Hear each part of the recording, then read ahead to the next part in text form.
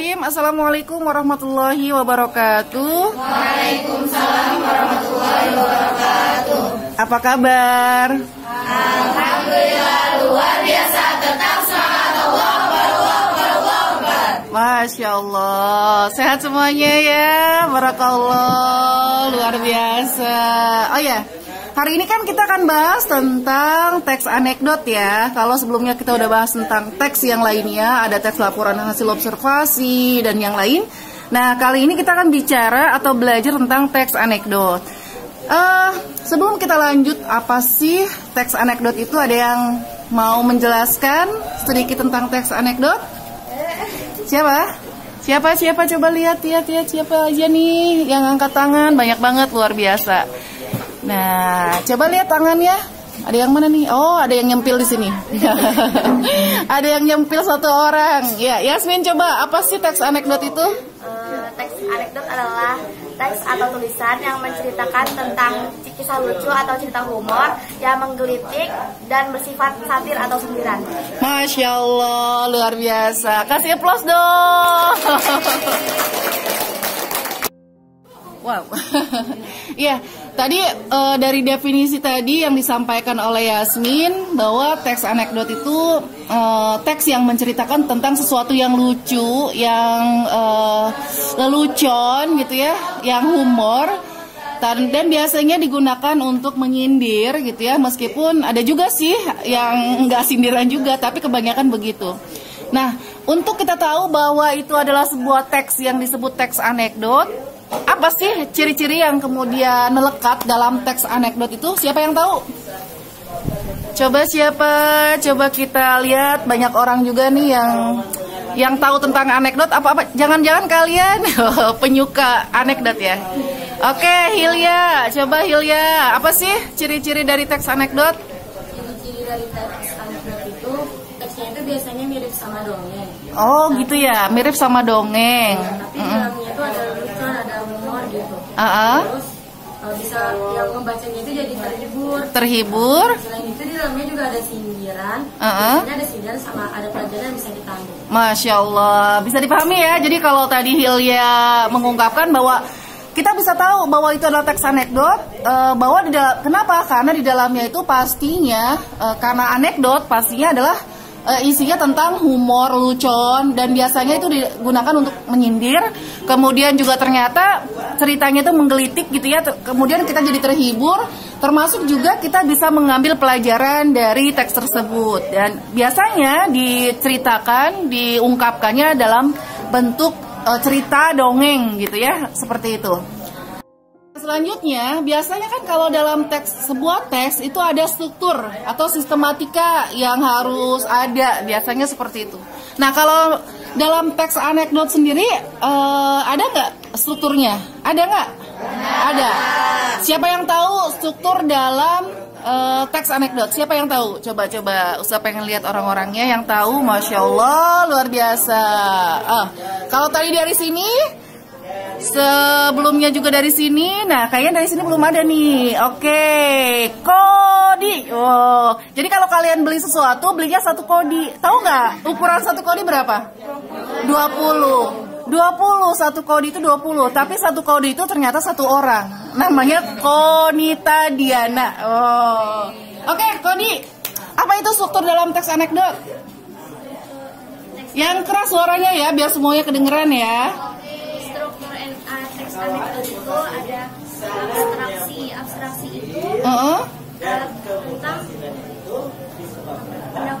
pendahuluan yang berisi isyarat apa-apa yang terjadi di dalamnya. Nah, ini bersifat opsional, bisa ada, bisa tidak ada. Terus orientasi ya. Nah, di sini bagian ini berisi pendahuluan, pengenalan, suasana. Oh gitu. Oke, lanjut. Ada krisis. Krisis ini di mana permasalahan itu mulai muncul. Terus itu ada reaksi untuk menyelesaikan permasalahan yang terjadi. Oke, selanjutnya ada lagi nggak? Ada. Apa?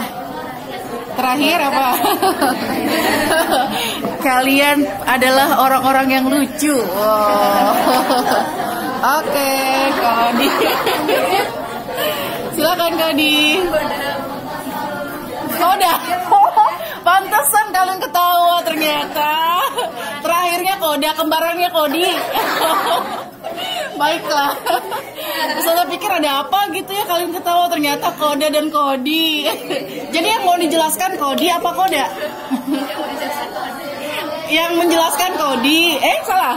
Yang menjelaskan Kodi, yang akan dijelaskan Koda. Oh, apa itu Kodi? Salah. Apa itu Koda, Kodi?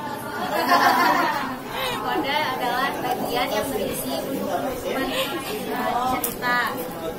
Iya? Opsional juga. Ada, dan biasanya ini menjelaskan perubahan yang terjadi pada tokoh yang ada di teks tersebut. Masya Allah. Tadi ya sudah dijelaskan sama Kodi tentang Koda. Dan Kodi menjelaskannya bukan hanya tentang Koda, bukan hanya tentang saudara kembarnya, tetapi keseluruhan dari struktur dari teks anekdot tadi. Tadi ada yang sudah hafal ya? Struktur dari teks anekdot itu tadi satu apa? Abstraksi. Yang kedua? Orientasi. Yang ketiga? Krisis. Yang keempat? Reaksi. Yang terakhir? Yang opsional itu apa saja? Ya, jadi opsional itu boleh ada, boleh enggak dalam sebuah teks anekdot ya, yaitu yang pertama abstraksi dan yang kedua adalah koda. Itu boleh di skip gitu ya, seperti itu. Nah sekarang Ustaz pengen tahu, kalau tadi sudah dijelaskan tentang apa itu teks anekdot, kemudian juga ciri-ciri dalam sebuah teks anekdot itu apa saja dan bagaimana strukturnya sudah jelas semua. Nah Ustazah pengen tahu seperti apa sih sebenarnya cerita yang ada dalam teks anekdot itu. Nah Ustazah nanti akan tunjuk berdasarkan undian. Nah di sini Ustazah udah bikin apa nih? Bikin kocokan. Udah bikin buat dikocok. Ini isinya ada nomor absen. Jadi nanti yang akan keluar adalah nomor atau angka nomor absen kalian. Oke, kita akan kocok. Kocok. 1, 2, 3 ya, udah. Nah, ini dia.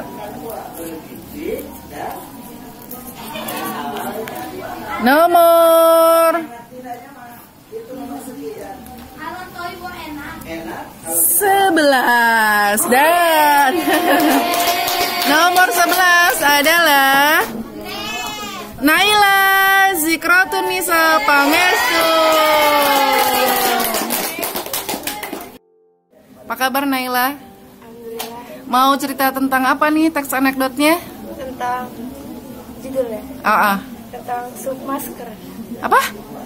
Sub masker. Oke. Sok atuh ceritakan. Yang lain bisa dengarkan ya. Silakan. Pagi itu Maya hendak pergi ke pasar untuk membeli sayuran yang akan dimasak menjadi sup siang nanti bersama suami dan 5 anaknya. Saat Maya sudah di tengah perjalanannya, ia baru tersadar bahwa ia lupa membeli masker, sehingga ia pergi ke apotek untuk membeli masker. Setelah Maya sampai ke apotek, akhirnya Maya berniat membeli masker. Namun niatnya terhenti saat tahu harga masker yang kian melonjak naik. Jika saat itu Maya membeli masker, maka sayuran untuk nanti makan siang bersama suami dan 5 anak itu tak dapat ia beli. Alhasil, Maya pun tak jadi membeli masker. Kemudian, Maya kembali ke niat awalnya, yaitu pergi ke pasar. Saat Maya hendak pergi dari apotek, saat itu juga Maya melihat ada pakaian busuk yang tidak tanpa pemilik. Alhasil, Maya mengambil pakaian tersebut dan menjadikan pakaian tersebut sebagai masker. Ternyata benar, saat Maya telah sampai ke pasar, datang seorang petugas menghampirinya. Petugas itu berkata, "Hei ibu, apa yang Anda gunakan di wajahmu itu?" Maya berkata, "Aku sudah menggunakan masker." Petugas itu berkata, "Mana ada pakaian yang diikatkan di mulut itu disebut sebagai masker?" Maya menjawab, "Loh Pak, bukannya fungsi masker untuk melindungi hidung dan mulut? Ini saya sudah melindunginya dengan pakaian ini." Petugas itu berkata, "Mengapa Anda tidak membeli masker di apotek saja?" Maya menjawab, "Jika saya membeli masker dengan seharga selangit itu, maka saya tidak akan bisa membeli sayuran untuk makan siang nanti." Petugas itu berkata lagi, "Setidaknya berilah masker dulu untuk nanti makan siang, insya Allah ada rezeki dari Tuhan." Maya pun menjawab, "Bapak mau saya dan keluarga saya makan dengan sup masker." Seketika petugas itu pun pergi.